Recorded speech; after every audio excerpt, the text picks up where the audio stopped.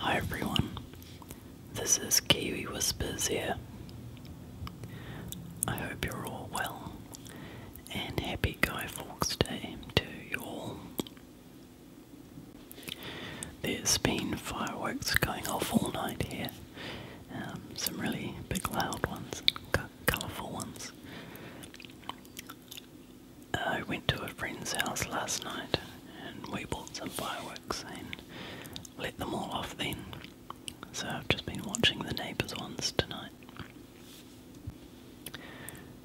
But even though it's an occasion that we as humans enjoy to watch, it's often quite frightening for all the animals. Well, especially my pets anyway. As soon as the fireworks start, my dog comes running into my room where I am sitting at the computer and hides under my desk and buries into my feet. So she's sitting here with me now. And the cats run under the bed. And it's always impossible to get them out from under there to put them outside for the night. But it reminds me of a book that I used to read as a child. So I dug it out of the cupboard and I thought I would read it to you as a whisper video. And to add to the effect of the story, I thought I'd turn on the panning effect so it will hopefully be a bit more relaxing for you. So I'll start this now. It's called Grandma McGarvey Paints the Shed by Jenny Hessell.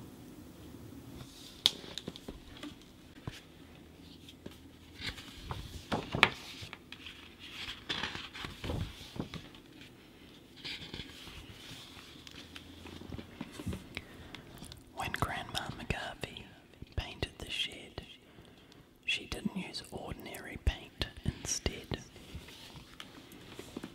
She mixed up a brew in the kitchen sink, using barbecue sauce and Indian ink. She threw in a bucket of globulus glue and a handful of glitter, all silver and blue.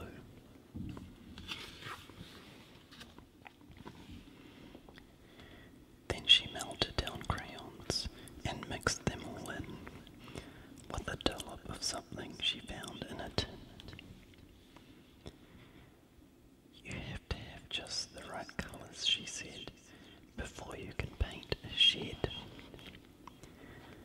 When Grandma McGarvey painted the shed, she didn't use regular brushes instead. She piled up a stack of assorted things: straw, some fluffy old violin strings, a feather which Polly had dropped on the floor, and some hair that the dog didn't need anymore.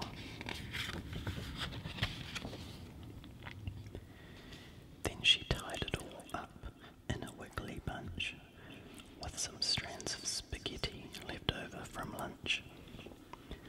A sensible brush is important, she said, if you're going to paint a shed. When Grandma McGarvey painted the shed, she didn't wear workaday clothes instead. She dolled herself up in her Sunday best, a polka dot blouse and a violet vest, a hand-me-down skirt which didn't quite fit, a pair of old socks which smelled just a bit, boots that she had bought at the army shop,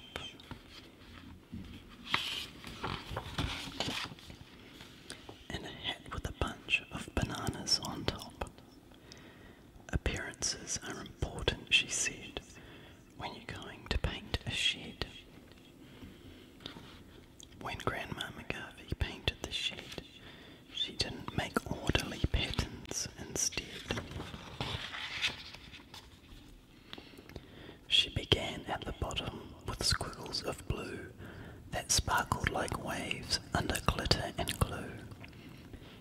added a wobbly wiggle of white and a rainbow that didn't turn out quite right.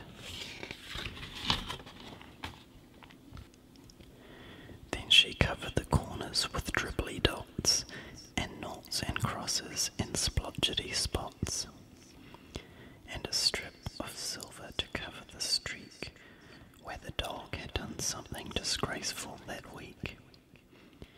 Then she topped it all off with some musical lines, and stars and moons and zodiac signs, and a brilliant self-portrait in yellow and green that she put round the back where it wouldn't be seen. It always pays to be modest, she said, when it comes to painting a shed.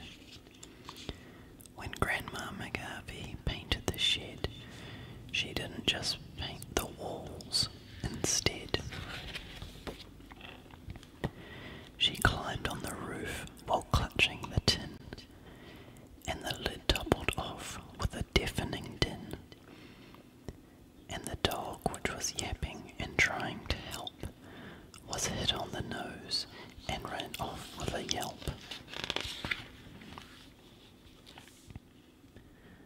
But the roof was so rusty, she started to slide, so she had to stretch out and hold on to the side. And as she leaned over to grab at the tin, a banana broke loose from her hat and fell in. Life is full of surprises, she said, whenever you paint a shed. When Grandma McGarvey finished the shed, she didn't just pack up her things instead. She invited the neighbours and half of the street to a shed walling party with plenty to eat.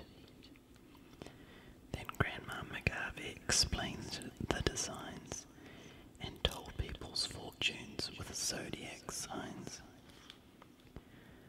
They played noughts and crosses and joined up the dots and got sticky fingers from all the wet spots. And when it grew dark, they pulled out some chairs and lit up the garden with firework flares. And the adults all gasped and the children all grinned, while the dog ran in circles and barked at the wind. And Grandma McGarvey smiled proudly and said, "Now that is what I call a spectacular shed." So I hope you enjoyed that. And I just want to say again to have a enjoyable Guy Fawkes night if you're celebrating it. And I hope to get some videos out quicker than what I've been doing. I've been a bit slack lately. I've just recently moved home again after finishing my university degree. So I've just been settling back in here. So thanks again for listening, everyone. And keep safe and well, and I'll talk to you soon.